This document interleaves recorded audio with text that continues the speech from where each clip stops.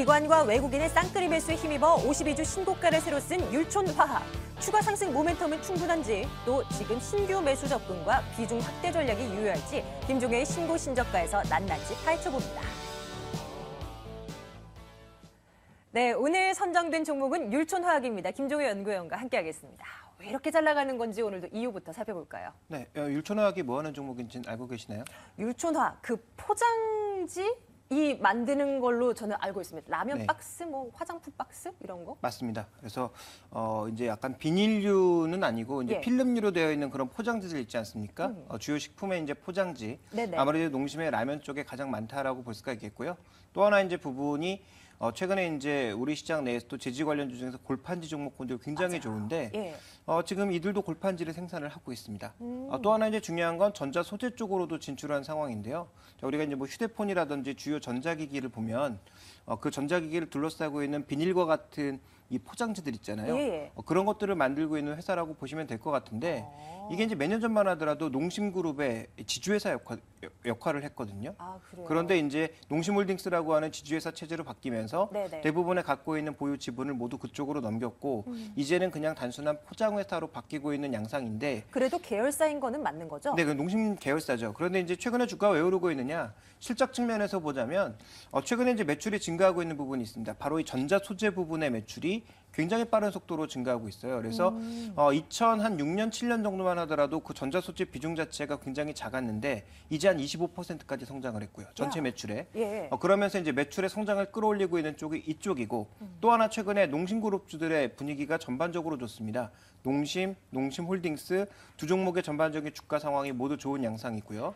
그러다 보니까 이제 최근에 이제 기관을 비롯한 이쪽에서 관심을 가지고 있는 것 같고 또 하나 시장 분위기가 상대적으로 안 좋은 가운데 최근에 이제 대규가 움직였던 이유 중에 하나가 배당 관련주라는 측면에서 움직였거든요. 아, 고배당주로도 율촌화학 많이 언급됐었던 것 같아요. 네, 꾸준하게 500원 정도의 배당을 하고 있는데요. 네네. 10,000원의 주가가 넘어가더라도 5% 정도의 연간 주가 배당 수익률, 시가 배당 수익률이니까 이 정도 예금을 주는 은행이 없잖아요. 없죠. 최근에 2%대까지 지금 예금 금리 낮아지고 있는데요. 예. 그런 측면에서 이제 시장에 좀 관심을 받고 있는 것이 아닌가 이렇게 보여집니다. 율촌화학.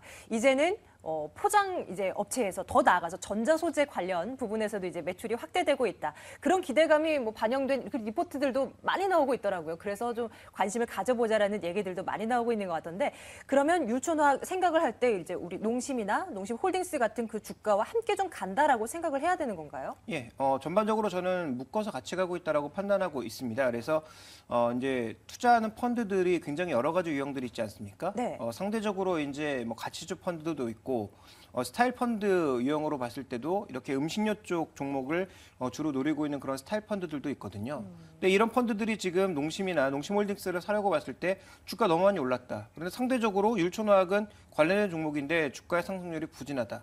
이런 쪽으로 들어올 수 있는 상황이고요.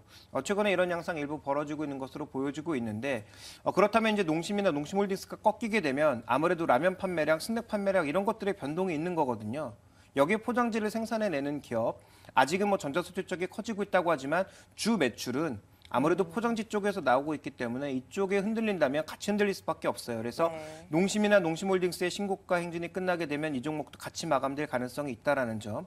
그리고 두 번째 우리가 살펴봐야 될 것은 지금 12,000원대를 넘어가기 시작하면서는 배당 수익률 메리트가 떨어질 수 있다라는 거죠. 오히려 더 대형주라고 볼 수 있는 통신주 대비해서도 배당 메리트가 떨어질 수 있기 때문에 일정 가격대 이상을 넘어가게 되면 배당 메리트가 떨어질 수 있다라는 점이 또 하나의 변수라고 보여지고요. 네. 현재 구간에서 전자소재 쪽이 좋아진다라고 하지만 이 전자소재 쪽도 굉장히 경쟁이 치열한 부분이거든요. 그러니까 뭐 블루오션으로 진출했다 이렇게 보기는 어려워요. 레드오션 쪽의 하나이긴 한데 최근에 이쪽의 매출이 전반적으로 끌어올리면서 매출을 끌어올리고 있지만 이익의 증가폭은 아직은 제한적입니다. 그래서 전체적으로 이 종목이 지금 PBR 개념으로는 고평가되었다라고 볼 수는 없지만 PER 개념상에서 또 배당 수익률 개념상에서는 서서히 이 시장에서 어느 정도 좀 경계감을 가질 수 있는 가격대에 접근하고 있는 상황이기 때문에 네. 지금도 추가 접근은 가능하나 가능하면 조정시 매수 관점으로 봐야 될 것 같고요. 그리고 이제 목표 수익률은 여기서 많아야 한 10%, 적게는 5% 내외에 좀 제한적인 수익률을 염두에 둔 상태에서의 접근이 가능하지 않을까 이렇게 판단하고 있습니다. 네, 지금 현재 가격을 보시면 11,250원에서 어제까지는 이제 52주 신고가 경신에 나섰다고 오늘 다소 조정이 받는 흐름 나타나고 있습니다. 11,250원 현재 가리키고 있는데요. 지금 가격대보다 조금 더 내려와야 당연히 매력적이라고 판단을 할 수 있겠는 거죠? 네, 뭐 조정이 현재 심해지다. 가격대보다는 아무래도 이제 10,000원 이하에서 산다면 더더욱 매력적일 거고 예. 이제 시장에서 한동안 주목했던 것이 뭐 8,000원 가격대를 과연 돌파할 수 있느냐 이런 것이 이제 과거 우리가 흔히 얘기하는 뭐 증권 사이트 이런 쪽에서 네. 논란거리였거든요. 네네. 근데 굉장히 쉽게 돌파한 상황이었고 예. 현재 올라서 10,000원대 넘어가면서 조금씩 이제 숨을 죽이고 있는 상황인데 제가 보기엔 아마 10,000원 내역대 정도까지 숨을 죽일 가능성이 있다라고 판단하고 있기 때문에 예. 그 정도 가격대에서 관심을 가지시는 게 좋지 않을까라고 판단하고 있습니다. 알겠습니다. 오늘은 신고 신저가, 신고가를 기록해서 해 나가고 있는 율촌화학 움직임 체크해봤습니다. 단 조정 시 매수 접근 그리고 조금은 수익률을 낮출 필요 있다라는 지적 꼭 기억해야 될 것 같습니다. 김종효 연구원과 함께 오늘은 율촌화학 체크해봤습니다. 오늘 말씀 고맙습니다.